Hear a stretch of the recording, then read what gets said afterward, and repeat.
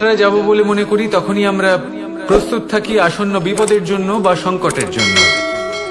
যেমন যদি আমাদের মনে হয় যে আজকের পরিবেশ খুব ঠান্ডা হবে, তাহলে আমরা গরম বস্ত্র ধারণ করি বা সেটাকে সাথে নিয়ে যাই। যদি মনে হয় যে বৃষ্টি হতে পারে বা বৃষ্টি হয়ে চলেছে আমরা দেখছি, তাহলে আমরা একটা ছাতা সাথে নিয়ে নিই। আমরা প্রস্তুত থাকতে চাই এবং এটাই উচিত, এবং সেই কারণেই আমরা যাত্রায় সাফল্য লাভ করি। কিন্তু যদি আমরা কথা বলি জীবনযাত্রা নিয়ে, যা কিনা সব থেকে বেশি গুরুত্বপূর্ণ, তাহলে তার জন্য আমরা পূর্ণরূপে প্রস্তুত থাকি না। আশেপাশের মানুষ, এই সমাজ, আমাদের সাথী, আমাদের মিত্ররা যে কোনো মুহূর্তে বদলে যেতে পারেন। সেই জন্য আমরা নিজেদেরকে কখনো সাবধান করি না, কখনোই নিজেদের প্রস্তুত করি না। আমাদের এটা কখনোই মনে হয় না যে এরকম হতে পারে, আর সেই কারণেই শেষে গিয়ে আমরা অত্যন্ত দুঃখ পাই। একটা অমূল্য শিক্ষা আছে যেটা আমাদের লাভ করা উচিত। সতর্ক থাকা উচিত। এই জীবনযাত্রার জন্য শুধুমাত্র এই পরিবেশের বিষয়ে তথ্য সংগ্রহ করা বা তাকে অনুমান করা, এটুকু হলেই চলবে না। আমাদের আশেপাশের মানুষজনকে দেখতে হবে, তাদের স্বভাব পরিস্থিতির ওপর নজর রাখতে হবে। যখন তারা রং পাল্টাচ্ছেন নজর রাখতে হবে, তা অত্যন্ত আবশ্যক। পরিবর্তন আপনার জীবনে অবশ্যম্ভাবী। সঠিকভাবে তার সম্মুখীন হন। আসুন আমার সাথে ভালোবেসে বলুন, রাধা।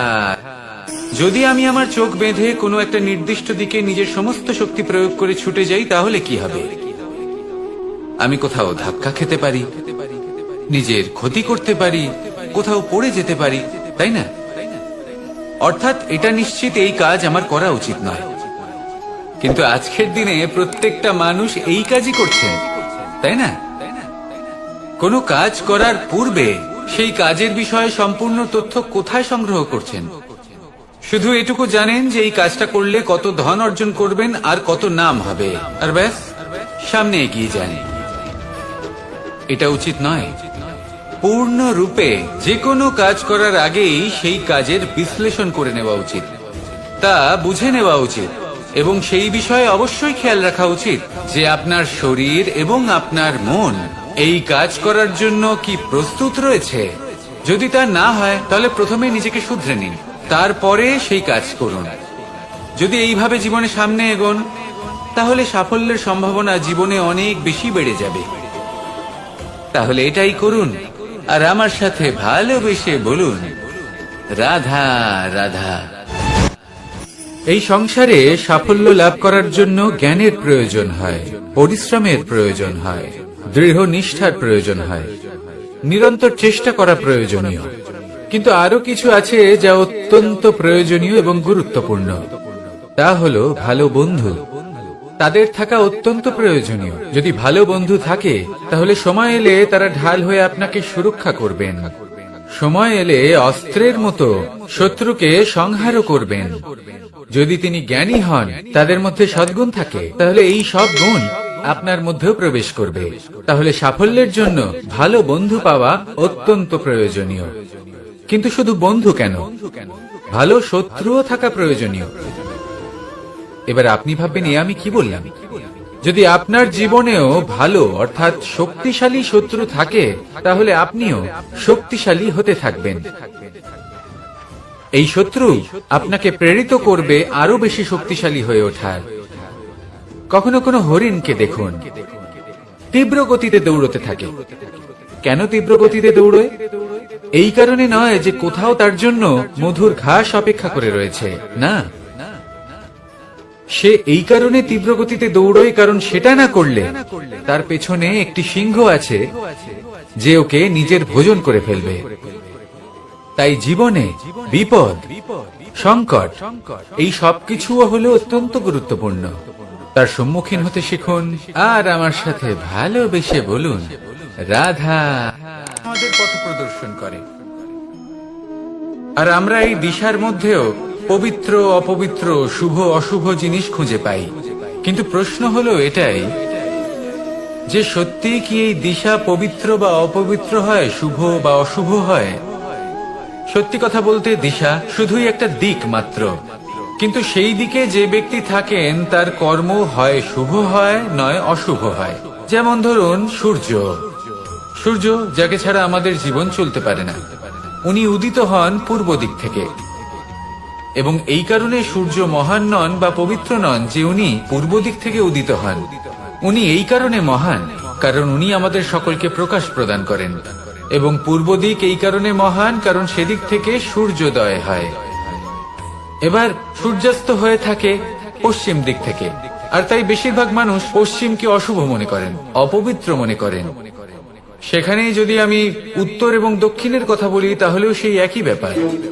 উত্তর দিকে যদি আমরা কখনো যাত্রা করতে চাই তাহলে আমরা নিঃসংকোচে কোনো ভাবনা চিন্তা ছাড়াই যাত্রা করতে পারি।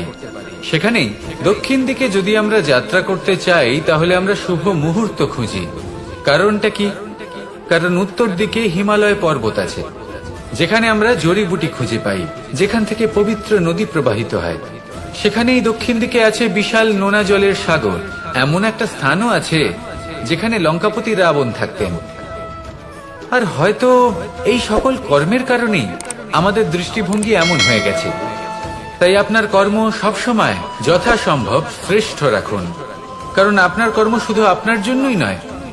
আপনি যেখানে আছেন, আপনার কুল, আপনার স্থান, আপনার দিশা, এই সবকিছুর ওপর তার প্রভাব পড়বে। তাই সবসময় শুভ কর্ম করুন এবং আমার সাথে ভালোবেসে বলুন, রাধা রাধা। বনে, সেই বনের বিষয়ে, সেই পথের বিষয়ে, গাছপালার বিষয়ে, পশুপক্ষীর বিষয়ে আমার যদি কোনো জ্ঞান না থাকে, সেই বনের ক্ষুদ্র থেকে ক্ষুদ্রতর অংশের বিষয়ে যদি আমার কোনো জ্ঞান না থাকে, তাহলে হতেই পারে সেই বনে কোথাও আমি হারিয়ে যাব। হয়তো এমন ভাবে হারিয়ে যাব কোনোদিনও বাইরেই বেরোতে পারবো না। তাই সেই বনের বিষয়ে জ্ঞান লাভ করা আবশ্যক। এটাই হলো শিক্ষা। জীবনে বেশিরভাগ মানুষই কেন অসফল হন? ওনারা একটা লক্ষ্য স্থির করেন, কিন্তু সেই পথের বিষয়ে তারা পর্যাপ্ত জ্ঞান অর্জন করেন না।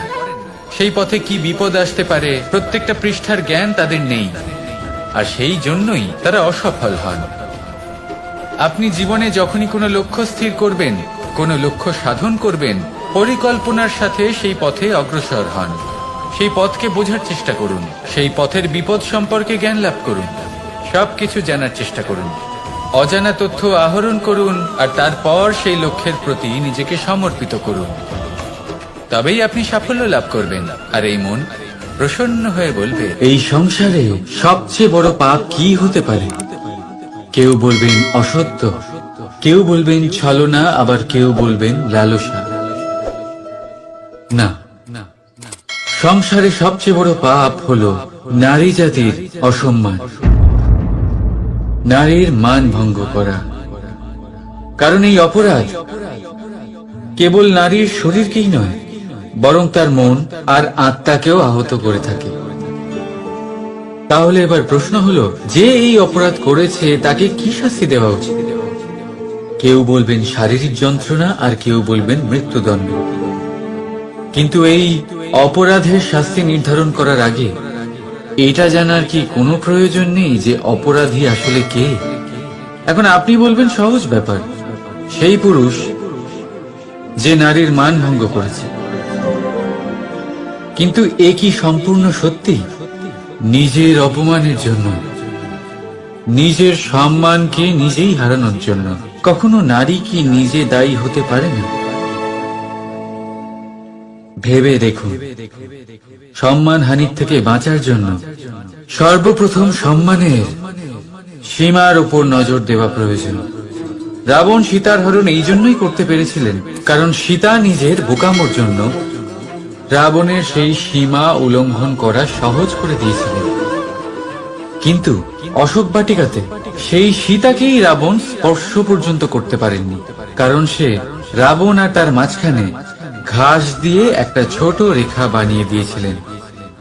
জীবনে না বলতে শিখুন। যদি কেউ আপনার সম্মানের সীমা পার করতে চেষ্টা করে তাহলে তাকে সেখানেই আটকাতে শিখুন।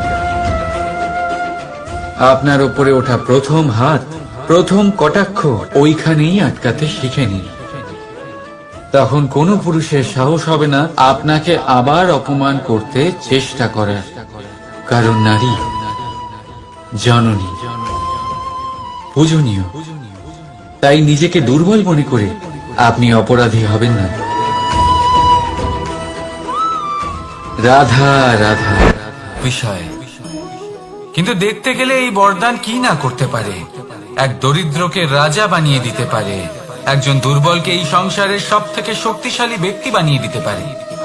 কিন্তু আমরা ভুলে যাই এক অত্যন্ত গুরুত্বপূর্ণ কথা। বরদান এই শব্দের শেষে দান লুকিয়ে রয়েছে। এই দান কথাটা অত্যন্ত গুরুত্বপূর্ণ। আমাদের মনে রাখা উচিত এই বরদান আমরা দানে পেয়েছি, আর তাই তার সম্মান করা উচিত, কখনোই অহংকার করা নয়। আর যে ব্যক্তি বরদান পেয়ে অহংকার করেন তার যা ক্ষতি হয় তা হলো এই বরদান তার থেকে কেড়ে নেওয়া হয়। বর অর্থাৎ শ্রেষ্ঠ, অর্থাৎ বরদানের অর্থ হলো একটা শ্রেষ্ঠ দান, এবং তার ব্যবহার যদি আপনি কারোর ক্ষতি করার জন্য করেন তাহলে ক্ষতি শুধুই আপনার হবে। তাহলে এই বরদানের সম্মান করুন, উচিত পথে চলুন, আর উচিত উদ্দেশ্য নিয়ে এর ব্যবহার করুন, সবকিছু ভালোই হবে। তাহলে আসুন আর আমার সাথে ভালোবেসে বলুন রাধা রাধা। পিতা আর পুত্রের সম্পর্ক অত্যন্ত মধুর হয়ে থাকে। পিতা স্বপ্ন দেখেন, তাকে পূর্ণ করার সকল সম্ভাব্য চেষ্টা করেন, কিন্তু তাও অনেক সময় ওনার স্বপ্ন অপূর্ণ থেকে যায়। তখন পিতা ভাবেন যে স্বপ্ন উনি পূর্ণ করতে পারেননি ওনার সন্তান তা অবশ্যই পূরণ করবে। যে স্থানে উনি কখনো পৌঁছতে পারেননি সেই স্থানে ওনার পুত্র অবশ্যই পৌঁছবে। পিতা নিজের সন্তানের ভবিষ্যৎ নিয়ে সেই স্বপ্ন দেখেন, আর যখন সেই সন্তান সামনে এগোতে থাকে তখন তার দুঃখ হয় না, বরং গর্ব হয়।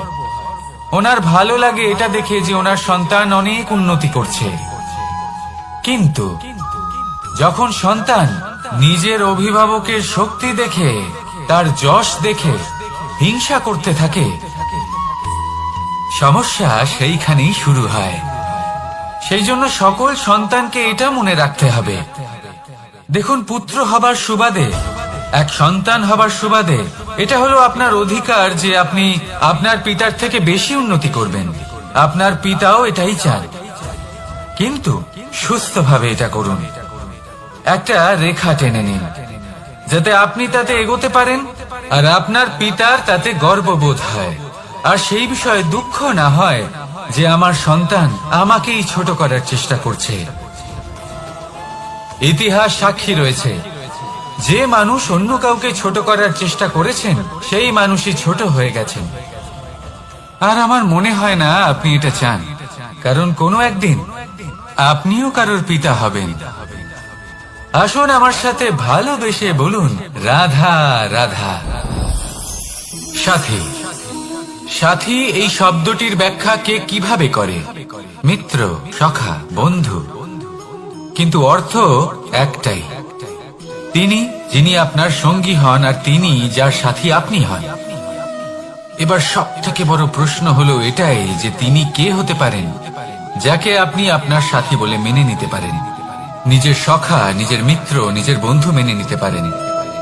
আপনার সাথী হলেন তিনি যিনি দুঃখের সময় আপনার পাশে থাকবেন, আপনার হাত ধরে থাকবেন। আপনার সাথী হলেন তিনি যার হাত আপনি নিজের সুখের দিনে ধরে থাকবেন। সেই সাথীরই হাত ধরুন যিনি দুঃখে সবসময় আপনাকে সাহায্য করার জন্য তৎপর হয়ে থাকেন, আপনার পাশে থাকেন, আর যাকে সুখের দিনে আপনি আপনার সাথে রাখতে পারেন। আর যখন আপনার সাথে আপনার এই সাথী থাকবে তখন আপনি এটা বুঝবেন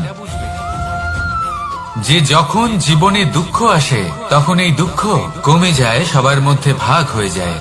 আর যদি তখন সুখ আসে তাহলে সেটা সবার উপস্থিতিতে আরো বেড়ে যায়। এটাই হলো প্রেম, এটাই হলো ভালোবাসা, এটাই হলো সঙ্গ, যেমন সম্পর্ক আমার আর রাধার মাঝে। তাহলে আসুন আর আমার সাথে ভালোবেসে বলুন রাধা রাধা। আপনি কি কখনো কোনো জলের ধারা দেখেছেন? তার সামনে যতই মাটি থাকুক না কেন, যতই কাদা থাকুক না কেন, যখন এই জলের ধারা বইতে আরম্ভ করে দেয় তখন এই কাদাকে নিজেই ধুয়ে নিয়ে যায়। ওই কাদাকে ধুয়ে দেয় এবং নিজের পথ নিজেই তৈরি করে নেয়। তাহলে আপনিও এরকম জলের মতো হয়ে উঠুন। যদি হয়ে উঠতে পারেন তাহলে নিজের মনের, নিজের ভাবনার, নিজের জীবনের যত অনাবশ্যক তত্ত্ব আছে, অনুপযোগী অংশ রয়েছে, অর্থাৎ অপরিষ্কার অংশ রয়েছে, তা নিজে থেকেই নির্মল হয়ে উঠবে।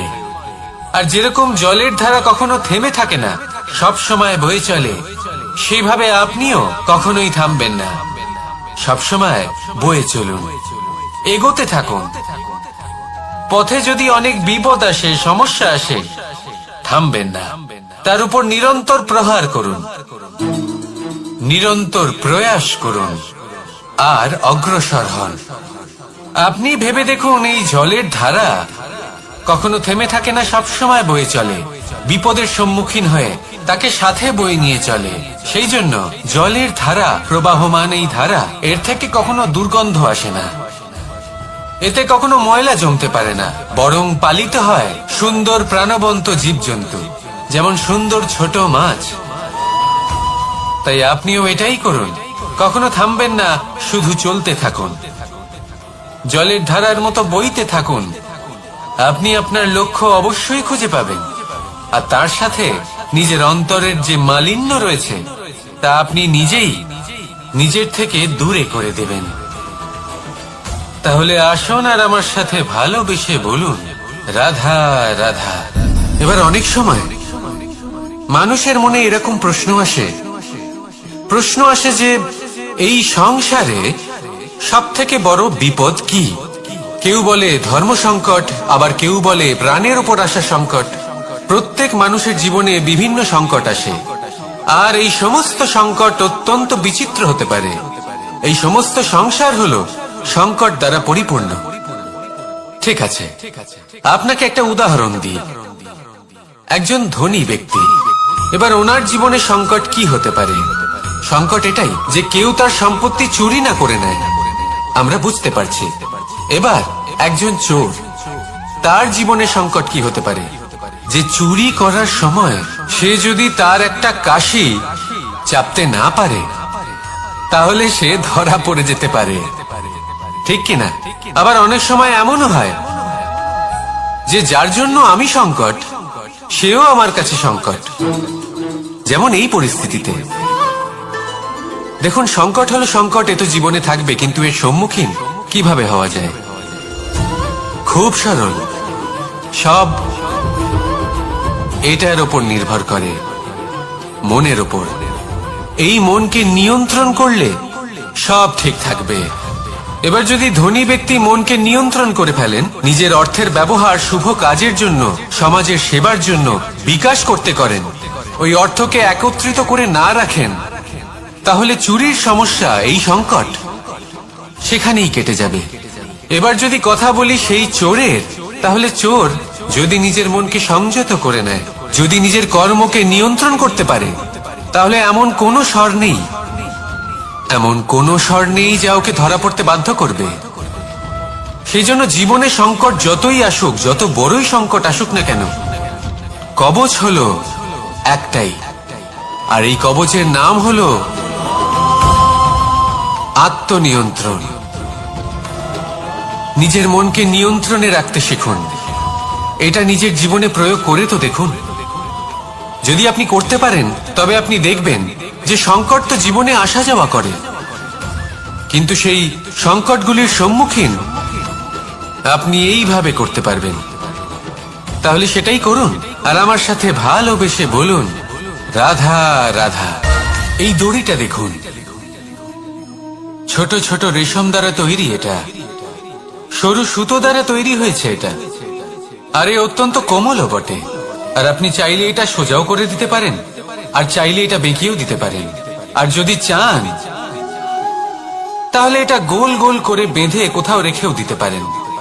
এবার এই কোমল দড়ি যদি কোনো নিষ্ঠুর কঠিন পাথরে বারংবার জড়িয়ে দেওয়া হয়, তাহলেও তাকেও কাটতে পারে, নিজের ছাপ ছেড়ে যেতে পারে, সেটার আকারও বদলে ফেলতে পারে। এবার এর কারণ কি? এর কারণ হলো অভ্যাস আর নিরন্তর প্রচেষ্টা। যদি আপনিও চেষ্টা করেন আর নিরন্তর কর্ম করে যান, তাহলে আপনার প্রারব্ধ পাথরের মতো কঠিনই হোক না কেন, তাতে ভাঙন ধরিয়েও আপনি নিজের লক্ষ্যে অবশ্যই পৌঁছতে পারবেন। একটা গুরুত্বপূর্ণ কথা মনে রাখবেন, সুকর্মের অভ্যাস আর নিরন্তর প্রয়াস, এই হলো সাফল্যের মন্ত্র। তাহলে জীবনে এই মন্ত্র আনুন আর আমার সাথে ভালোবেসে বলুন, রাধা। মানুষ জন্ম নেয়, আর জন্ম নিলেই তার জীবনযাত্রা শুরু হয়ে যায়।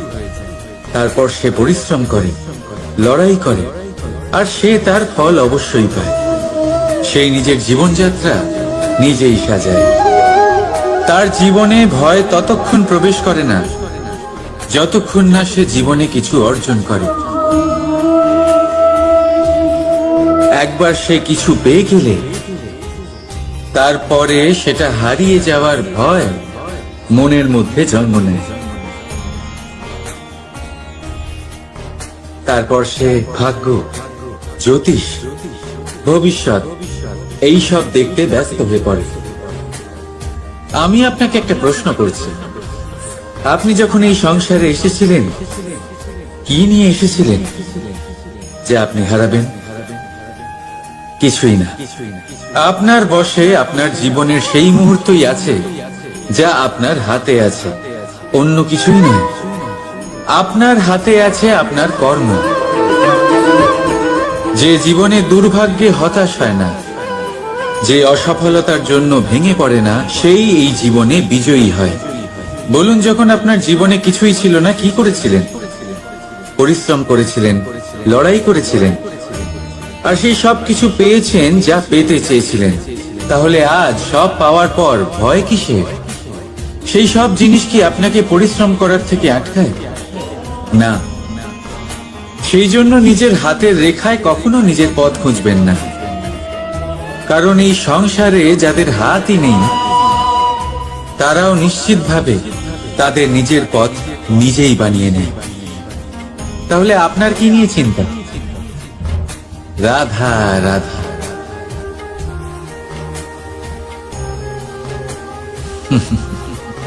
সময়, এই সময় না কোনো ব্যক্তি, না জীব, না বস্তু, তাও সময় জীবিত থাকে। এই সময়ে না জল, না অগ্নি, আর না বায়ু, কিন্তু তাও আমাদের জীবনের আধার। এই সময় দেখতে গেলে মানুষ এই সময়ের হাতের খেলনা। কখনো আমাদের সময় ভালো হয়, আবার কখনো খারাপ।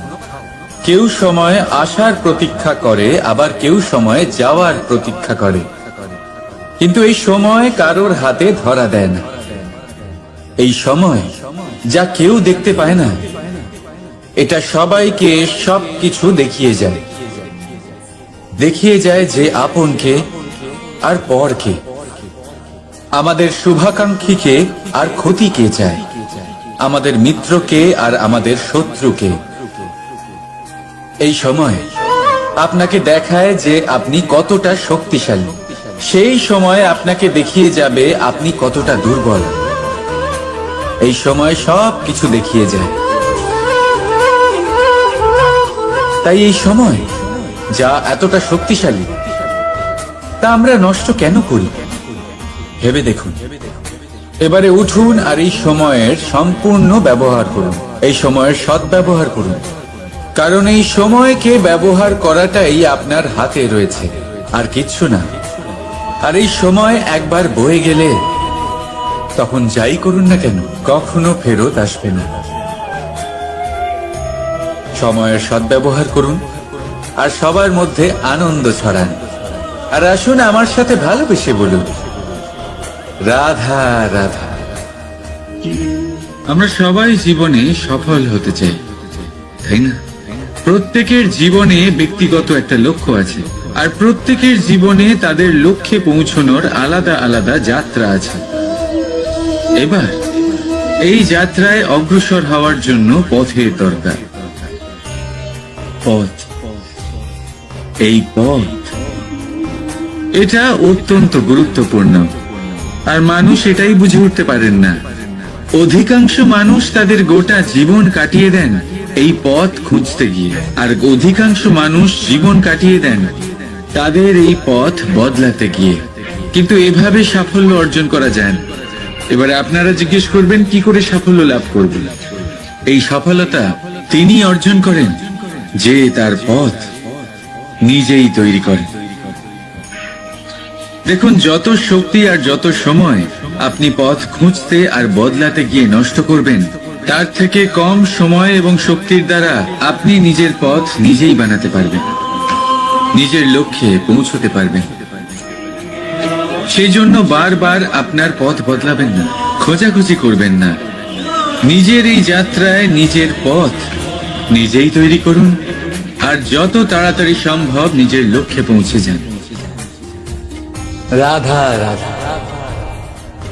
আপনি ওই কথাটা নিশ্চয়ই শুনেছেন, যখন ভগবান একটা দরজা বন্ধ করেন তখন অন্যদিকে অনেক দরজা খুলে দেন।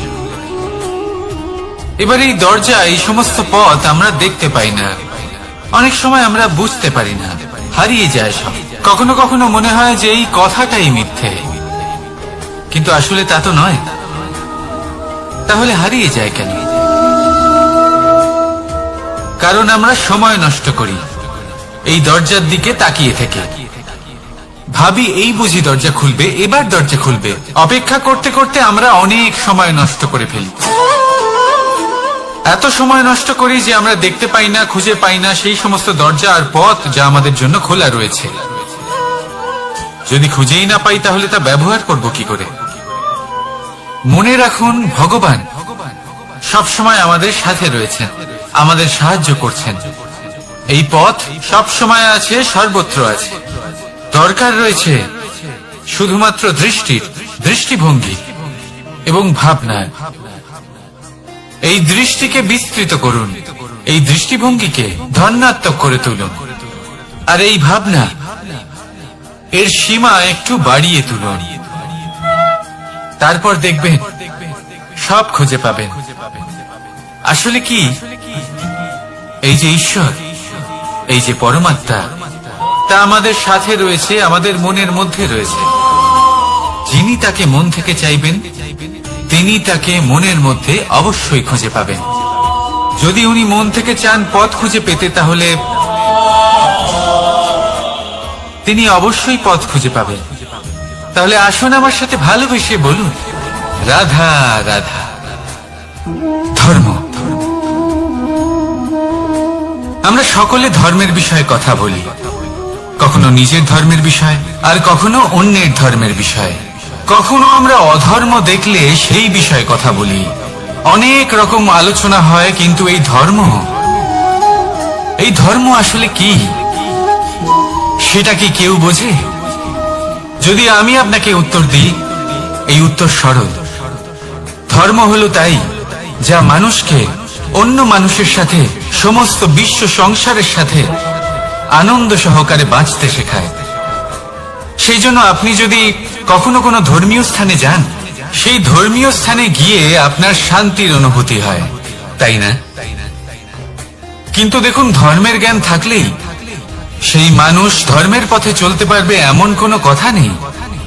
অনেক সময় সম্পর্কে যখন সংঘর্ষ বেড়ে যায়, তখন ইচ্ছের জন্ম হয়, ক্রোধের জন্ম হয়, অহংকারের জন্ম হয়, আর তারপর বিনাশ হয়ে যায় এই ধর্মে। সেই জন্য দ্বিতীয় সব থেকে গুরুত্বপূর্ণ গুণ যা আমার সারথীর মধ্যে থাকা উচিত, তা হলো ধর্মবীর হওয়া। এবার দেখতে হবে সেটা এই যে কে হবে সেই ব্যক্তি যিনি এই স্বয়ম্বরে নিজের ধর্মে অটল থাকবেন। কারণ সেই ব্যক্তি এই সংসার থেকে সরে এসে ধর্মের পুনঃস্থাপনের এই মহাকার্যে আমার সারথী হতে পারবেন। তাহলে আসুন আমার সাথে ভালোবেসে বলুন, রাধা রাধা। কর্ম, ধর্ম, জ্ঞান, এই 3 স্তরে অনেক মানুষ পৌঁছতে পারেন। অনেকে এই পরীক্ষা দিয়ে তাতে উত্তীর্ণ হয়ে যেতে পারেন, কিন্তু শিখরে পৌঁছে শাসন তিনিই করতে পারেন যার কাছে এই চতুর্থ গুণটিও থাকে, সমর্পণ। অত্যন্ত গুরুত্বপূর্ণ একটা গুণ এটা। এই সমর্পণ আসলে অত্যন্ত গুরুত্বপূর্ণ। পূর্ণ সমর্পণ দরকার নিজের লক্ষ্যের প্রতি, সমর্পণ নিজের কর্তব্যের প্রতি, সমর্পণ নিজের আত্মার থেকে নির্গত স্বরের প্রতি, সমর্পণ নিজের রথীর প্রতি, অর্থাৎ আমার প্রতি। এবার এই পরীক্ষায় অত্যন্ত কঠিন এক বাঁক আসতে চলেছে, যেখানে সারথীকে সমর্পণের নিরিখে পরীক্ষা করা হবে, আর তাতে উত্তীর্ণ হওয়ার পরেই তার হাতে ধর্ম স্থাপনের রথের রাশ তুলে দেওয়া হবে। দেখা যাক কি হয়। ততক্ষণ আপনি প্রসন্ন থাকুন আর আমার সাথে ভালোবেসে বলুন, রাধা রাধা। যখন একজন ভক্ত এবং তার ভগবান এক আকার ধারণ করেন, যখন একজন ভক্ত নিজের ভগবানের প্রতি, নিজের জীবনের লক্ষ্যের প্রতি সম্পূর্ণরূপে সমর্পিত হয়ে যান, তখন জন্মগ্রহণ করে ভক্তি। আর তখন সংসারের সমস্ত আশা তিনি ত্যাগ করতে পারেন। সমস্ত আশা শেষ হতে পারে, কিন্তু মানুষের সঙ্গ ভক্তি কখনো ত্যাগ করে না। যখন ভক্ত ও ভগবান এক আকার ধারণ করেন, এক হয়ে যান, তখন রথী এবং সারথীর মধ্যে কোনো পার্থক্য থাকে না। তারাও এক হয়ে যান। একটাই ব্যক্তিত্ব, একটাই অস্তিত্ব। আর সেই জন্যই কখনো কখনো রথীর আদেশ ছাড়াই সারথী রথ চালিয়ে দেন, আবার কখনো সারথীর পরামর্শ ছাড়াই রথী আক্রমণ করে ফেলেন। এ তো শুধুমাত্র আরো একটা গুণ সেই সারথীর মধ্যে, যিনি ধর্ম স্থাপনার মহান কাজে আমার সারথী হতে চলেছেন। তাহলে আসুন আমার সাথে ভালোবেসে বলুন, রাধা রাধা। ভাগ করে নেওয়া বা বন্টন করা প্রত্যেক মানুষের জীবনে অবশ্যই হয়ে থাকে, আর অনেক সময় এটা জীবনে অতি আবশ্যক হয়ে পড়ে। কিন্তু ভাগ করার মনোকামনা তার থেকেও বেশি গুরুত্বপূর্ণ হলো যে কোন ঘটনার আধারে এই বাটোয়ারা হলো। অনেক সময় এই বাটোয়ারা হলো শান্তির প্রতীক, আবার অনেক সময় এই বাটোয়ারা বিপ্লব ঘটাতে পারে, এমন এক বিপ্লব যা মহাযুদ্ধ ঘটিয়ে দিতে পারে। দেখুন, বাটোয়ারা সম্পত্তির হোক বা হোক ভিক্ষার, শিক্ষা কিন্তু একটাই। জীবনে অনেক সময় বাটোয়ারা দরকার হতে পারে, কিন্তু যতদূর সম্ভব তা এড়িয়ে চলুন, একসাথে মিলে এগিয়ে চলুন। কারণ দেখুন, এই যে বাটোয়ারা ভাগ করে দেয়, আর সেখানেই একতা আপনাকে অগ্রসর করে। তাহলে আপনিও এটাই করুন, একসাথে মিলে সামনে এগোন, আর আমার সাথে ভালোবেসে বলুন, রাধা রাধা। আত্মীয় স্বজন কারা হন? তারাই যারা সুখে দুঃখে পাশে থাকেন, তারা যারা বিপদের সময় আপনার পাশে এসে দাঁড়ান। এবার দেখুন, একটা প্রশ্ন করব আপনাদের, সব থেকে ঘনিষ্ঠ, আবশ্যক এবং গুরুত্বপূর্ণ আত্মীয় কারা, বিশেষ করে বিপদের সময়? কেউ বলবেন মাতা, কেউ বলবেন পিতা, কেউ বলবেন ভাই বোন, ইত্যাদি ইত্যাদি। এবার ভাবুন, আপনি বড় হয়ে গেছেন, আপনি বাড়ি থেকে দূরে চলে গেছেন। পেট ভরানোর জন্য আপনাকে প্রত্যেকদিন চেষ্টা করতে হয়। এমন সময় যদি আপনার জীবনে বিপদ এসে পড়ে, তাহলে কখন আপনার খবর ওনাদের কাছে পৌঁছবে? কতক্ষণে ওনারা সাহায্য করতে আসতে পারবেন? এরকম এক সময় সব থেকে গুরুত্বপূর্ণ আত্মীয় হন আপনার প্রতিবেশী, কারণ তারাই সেই মুহূর্তে আপনার সব থেকে কাছে। আপনি কখনো পরীক্ষা করে দেখবেন, আপনার তার সাথে লক্ষ্য মতভেদ থাকলেও প্রতিবেশীকে কষ্টের মধ্যে দেখে সবার আগে সাহায্য করতে তারাই এগিয়ে আসেন। তাই প্রতিবেশীর সাথে সম্পর্ক ভালো রাখুন, শুধুমাত্র স্বার্থের জন্য নয়। এটা হলো শান্তিরও আধার। যদি এই সম্পর্ক ভালো থাকে, তাহলে না কথায় কথায় বিবাদ হবে, না মতান্তর। আর এই সুখী সম্পর্কের ছায়ায় মন প্রসন্ন হয়ে বলবে, রাধা রাধা।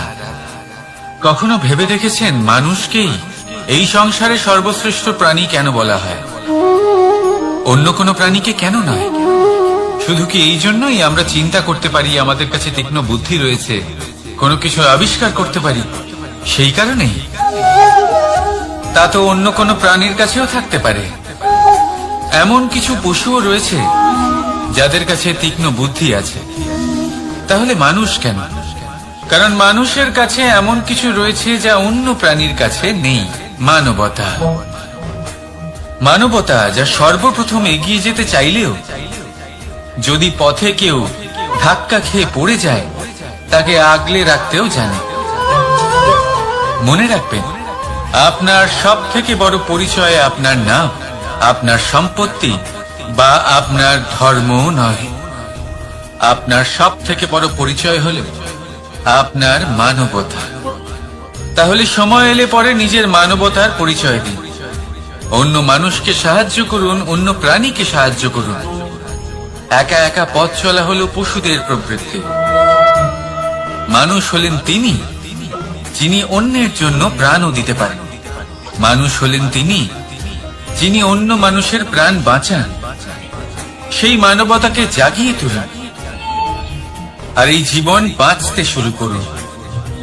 আর হ্যাঁ, আমার সাথে ভালোবেসে বলুন, রাধা রাধা। এই সংসারে মাতা পিতা তার সন্তানকে সব থেকে বড় উপহার কি দিতে পারে? বৈভব, সুযোগ সুবিধা, বাড়ি, নাকি আশেপাশের পরিবেশ? এই সংসারে মাতা পিতা তার সন্তানকে সব থেকে বড় উপহার শিক্ষা দিতে পারেন, কিন্তু তার জন্য সময়ের প্রয়োজন হয়। এবার এই সময় অত্যন্ত অদ্ভুত। সময়ের ধারণা সবার রয়েছে। কখনো কখনো কিছু কঠিন সময় বরদানের মতো আমাদের সম্মুখে আসে। এরকম কোন সমস্যার কথা যদি আমি বলি, যেমন যুদ্ধ, মহামারী, মহা অসুখ, এরকম সময় আমাদের কাছে যথেষ্ট সময় থাকে। এই সময় আমরা চিন্তা করি, ভয়ভীত হই, কে জানে কত সম্পত্তির ক্ষয়ক্ষতি হবে। এবার এই সময় কিভাবে কাটিয়ে ওঠা যায়? অশুভ চিন্তা তার মনের মধ্যে বাসা বাঁধে। সে বুঝতে পারে না সে কি করবে। আমি বলবো, চিন্তা ত্যাগ করুন, এই ভয়কে ত্যাগ করুন। আর মনে রাখুন একটা গুরুত্বপূর্ণ কথা, যে ঈশ্বর আপনাকে বরদান দিয়েছেন যাতে আপনি নিজের কর্তব্য পূর্ণ করতে পারেন। কর্তব্য, নিজের পরিবারকে সময় দেওয়া, নিজের সন্তানকে শিক্ষা দেওয়া। তাদের সাথে বসুন, কথাবার্তা বলুন, আলোচনা করুন। কিছু কথা তারা বলবে, কিছু আপনি বলবেন, কিছু আপনি শিখবেন, কিছু তারা শিখবে। তাদের সাথে খেলা করুন, তাদের সাথে পূর্বপুরুষের গল্প করুন। এইসব করলে তাতে না শুধু তাদের ভবিষ্যৎ উজ্জ্বল হবে, বরং আপনিও সন্তুষ্টি পাবেন। ভয়ভীত হবেন না। আজ বর্তমানে আপনি কি করতে পারেন যাতে আপনার বর্তমান সঠিক হবে এবং ভবিষ্যৎ উজ্জ্বল হবে, তাতে একাগ্র হন। সব কিছু শুভ হবে। রাধা রাধা। দাদা আমাকে সব সময় জিজ্ঞাসা করেন যে, কানাই, তোমার এই মুখের হাসি, তোমার মুখে সব সময় কেন থাকে, কিভাবে থাকে? সামনে শত্রুপক্ষকে দেখেও ধৈর্য হারাও না। কেউ তোমার নিন্দে করলেও তার সাথে ঝগড়া করো না। কেউ তোমার বিষয় খারাপ ভাবলেও তাকে ঘৃণা করো না। কিভাবে আর কেন করো? আপনার মনেও নিশ্চয়ই এই প্রশ্ন আসে। এবারে বলি, এর উত্তর অত্যন্ত সরল। কখনো দেখেছেন গরু আর তার বাচ্চাকে কিভাবে সে তার মায়ের দুগ্ধ পান করে?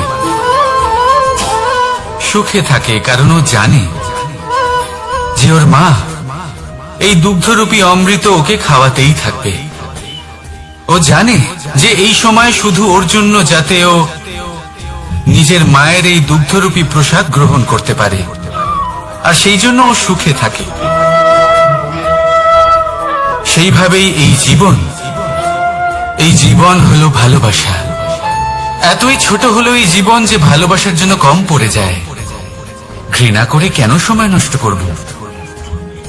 আমি এটাই করি, আপনিও এটাই করুন। ভালোবাসুন, সবার মধ্যে ভালোবাসা ছড়ানার এই ভালোবাসার সাথেই বলুন রাধা রাধা। পরীক্ষা।